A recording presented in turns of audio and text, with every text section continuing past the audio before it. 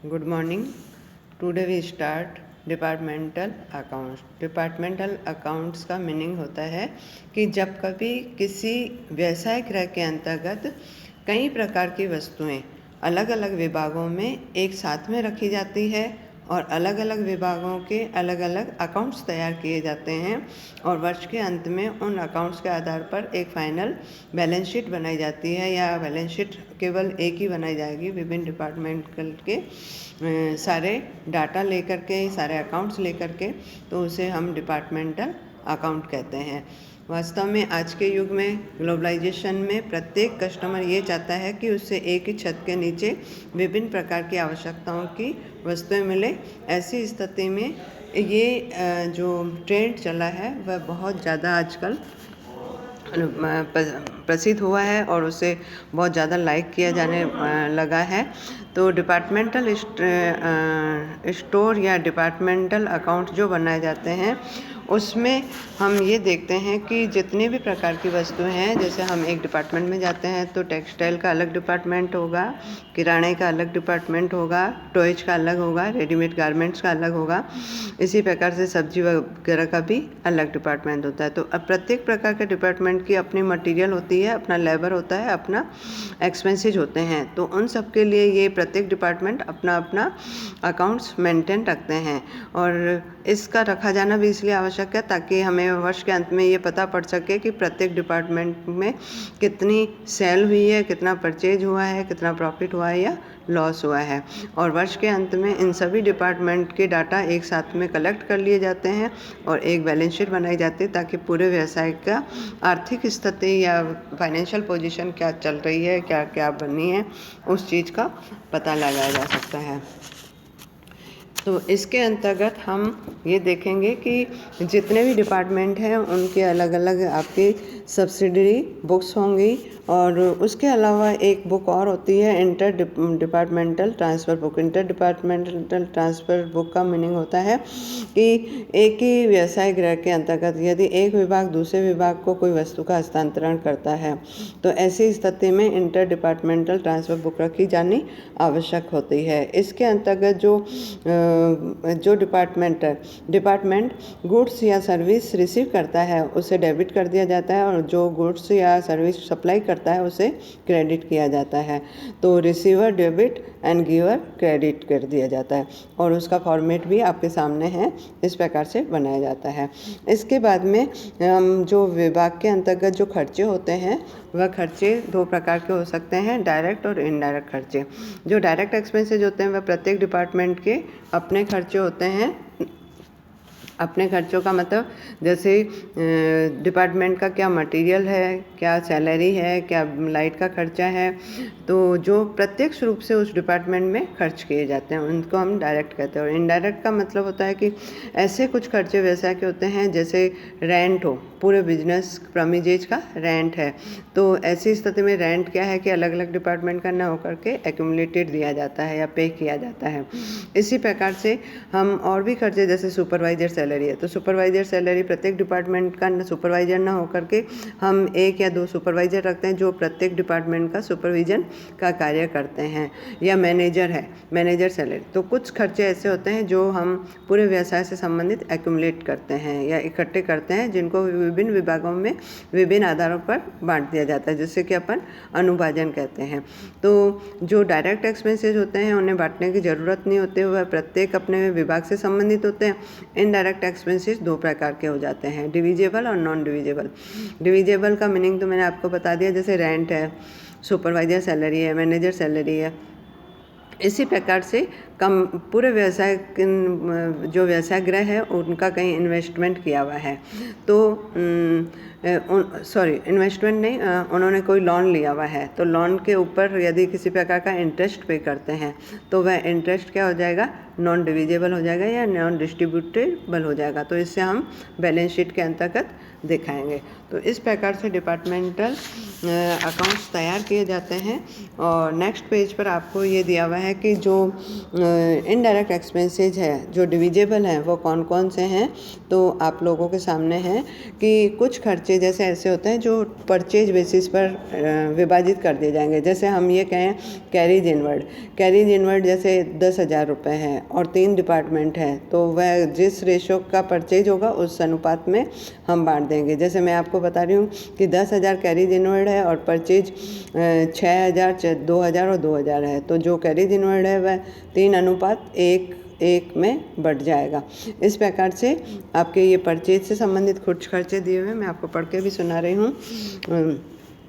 Carries inward, octroi, import duty, discount received from creditor, provision for discount on creditor और sale of usable packing material of purchase goods और expenses on purchase department. ये सारे के सारे खर्चे जो आपको इकट्ठे दिए जाएंगे, तो आप क्रय कितना हुआ है या परचेज कितना हुआ है उस परचेज की राशि के आधार पर इसको अलग अलग बांट देंगे या उसका अनुभाजन कर देंगे। फिर आपका होता है सेल्स के आधार पर जो खर्चे होते हैं वह ये हैं carriage outward, advertisement, sales promotion expenses of sales department, commission on sales, travelling expenses, discount allowed to debtors and provision for discount on debtors, bad debts and provision for bad debts. तो इनका अगर सामूहिक amount दिया हुआ है तो वह sales ratio में बढ़ जाएगा। अर्थात जो वे 3 विभाग हैं तो तीनों विभागों की पहले सेलिंग प्राइस देखी जाएगी और उनका अनुपात बनाकर इन खर्चों को बांट दिया जाएगा। फिर अगला खर्चा है फ्लोर एरिया ऑक्यूपाइड, मतलब क्षेत्रफल के आधार पर कौन कौन से खर्चे बढ़ सकते हैं, तो वह दिया हुआ है rent of building, repair, insurance of building, इसी प्रकार से लाइट, हीट, ये जो है खर्चे ये फ्लोर एरिया में। फिर आपको दे रहा है कुछ खर्चे ऐसे होते हैं जैसे डेप्रिसिएशन या इंश्योरेंस ऑफ एसेट्स, तो जितने भी एसेट्स जिस डिपार्टमेंट की होगी उस अनुपात में बांट दिए जाएंगे। फिर कुछ खर्चे हैं जैसे supervising salary, canteen expenses, labour welfare expenses, entertainment expenses, ये सब के सब नंबर ऑफ़ एम्प्लॉय, विभिन्न डिपार्टमेंट के आपको नंबर ऑफ़ एम्प्लॉय दिए जाएंगे उस अनुपात में बांट दिए जाएंगे। और अदर एक्सपेंसेज में हैं आपके, इसके अलावा कुछ खर्चे होते हैं तो वह हार्स पावर में या नंबर ऑफ़ बल्ब्स के आधार पर बांट दिए जाएंगे। ये आप प्रैक्टिकल करेंगे तो ज़्यादा अच्छे से आपको समझ में आएगा। अब मैं आपको वैसे एक प्रैक्टिकल भी करा रही हूँ इसी क्वेश्चन के अंतर्गत। अच्छा, इसमें आपको मैंने एक क्वेश्चन दिया है, ये मैं क्वेश्चन पढ़ रही हूँ। ये दिया हुआ है आपको,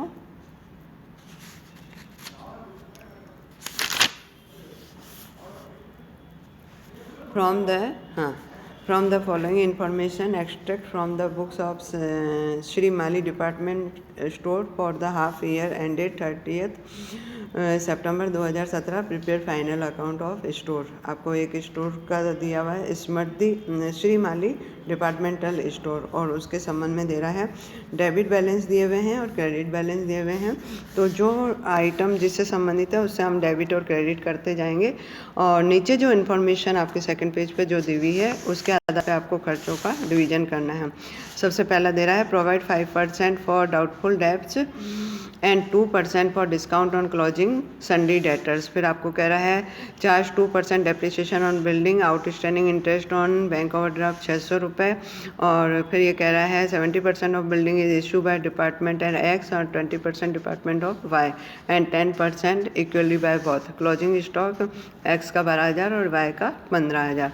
तो हम क्वेश्चन शुरू कर रहे हैं। सबसे पहले जो बिल्डिंग से संबंधित खर्चे हैं वह आपको एक्स, वाई और 10% इसमें अलग अलग बांटने हैं और जो 10% होगा उसका फिर हम आधा आधा कर देंगे। तो एक्स में 70% खर्चा चला जाएगा बिल्डिंग से संबंधित और वाई में 20% और बाकी जो 10% बचेगा तो ये कह दें कि 75% और 25%, अर्थात 5-5% फिर 10% का अलग अलग विभाजन करेंगे। तो मैं क्वेश्चन शुरू कर रही हूँ। आपको सबसे पहले ये दे रहा है ओपनिंग स्टॉक 6,000 और 10,000 16,000। परचेज जो दिया हुआ है उसमें से लेस कर देना आप, जो परचेज रिटर्न है वह क्रेडिट बैलेंस में आपको दी हुई है 1,200 रुपये और 1,000 रुपये, ये घटा के लिखी हुई है तो 38,800 और 23,000।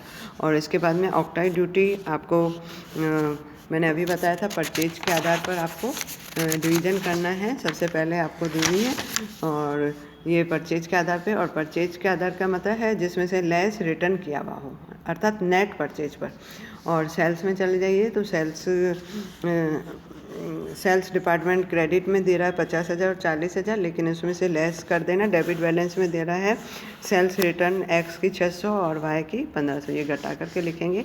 क्लोजिंग स्टॉक आपको सबसे लास्ट वाली इन्फॉर्मेशन दी हुई है 12,000 15,000। तो इस प्रकार से आपके ग्रॉस प्रॉफिट को उतार के ले आइए आप। फिर आपको कह रहा है बैड डेबिट के अंतर्गत आपको 700 रुपये दिए हुए हैं। फिर आपको कह रहा है डेटर्स पे 5% बनाना है, तो टोटल डेटर्स आपके 10,000 दिए हुए हैं, 10,000 का 5% 500, और जो ओल्ड जो दिए हुए हैं वह आपके 600 रुपये दिए हुए हैं। ये आपके प्रोविज़न, हाँ ये प्रोविज़न फॉर क्रेडिट बैलेंस में दे रहा है आपको provision for bad and doubtful debts 600 रुपये, ये घटाए तो ये बाकी जो राशि आई है वो आपको नेट सेल्स रेशियो में बांटना है। फिर आपको दे रहा है provision for discount on debtors, जो डेटर्स हैं मतलब आप ये देखिए 10,000 में से 500 घटा दो तो आपके बचते हैं 9500 पे आपको लगाना है 5%, तो 190 का आप क्या कर दीजिए परचेज रेशियो में बांट दीजिए। फिर परचेज एंड रिसीव डिपार्टमेंट ये 1,800 रुपये दिए हुए, ये 1,800 रुपये नेट परचेज में आप बांट दीजिए। फिर insurance premium of stock, insurance आपको एवरेज लेना है opening stock plus closing stock, क्योंकि स्टॉक पे इंश्योरेंस है तो दोनों का ओपनिंग स्टॉक ले लीजिए और क्लोजिंग स्टॉक ले लीजिए और एवरेज निकाल करके इसमें बांटना है। फिर आपको दे रहा है लाइट एंड हीट आपको देखो जो खर्चा दिया हुआ है डेबिट में लाइट एंड 1,500 रुपये, हाँ 1,500 रुपये को आप क्या कर दीजिए 70 और 20 में बांट दीजिए, क्योंकि ये बिल्डिंग से संबंधित है। और बाकी बचे आपके 150, तो 150 को फिर आधा करना है। ये आपकी अदर इन्फॉर्मेशन में चौथे पॉइंट में दे रहा है। और इसी प्रकार से कैरीज आउटवर्ड आप सेलिंग में SR में बांटेंगे, सेल्स रेशियो में बांट दीजिए। रिपेयर ऑफ बिल्डिंग 70 और 20 कर दीजिए और 10% का फिर वापस आधा करना है। 10% माना 1,000 रुपये दिया हुआ है, 1,000 का 70% 700 और 20% 200 और 100 रुपये बचे उसको 50। इसी प्रकार से डेप्रिसिएशन ऑफ बिल्डिंग, तो नेट प्रॉफिट आ जाएगा।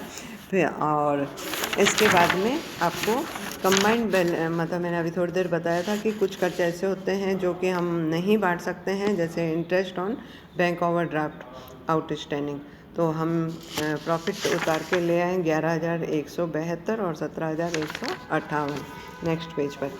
और इसमें से आप इंटरेस्ट ऑन बैंक ओवरड्राफ्ट घटा दीजिए, जो आउटस्टैंडिंग है वो घटा दीजिए, तो आपका net profit transfer to capital आ जाएगा। और इसके बाद में आपको बैलेंस शीट बनानी है। कैपिटल आपके 25,000 दी हुई है, इसमें प्रॉफिट जोड़ दीजिए। बैंक ओवरड्राफ्ट 10,000 दिए हुए हैं, आउटस्टैंडिंग 600 रुपये इंटरेस्ट के। फिर बिल्डिंग 25,000 में से 500 घटा दीजिए। क्लोजिंग स्टॉक दिया हुआ है क्वेश्चन के अकॉर्डिंग, सन्डी डेटर्स ले लीजिए। और इसके बाद में ये कैश इन 2520, इस प्रकार से आपको बैलेंस शीट बनानी है। Thank you.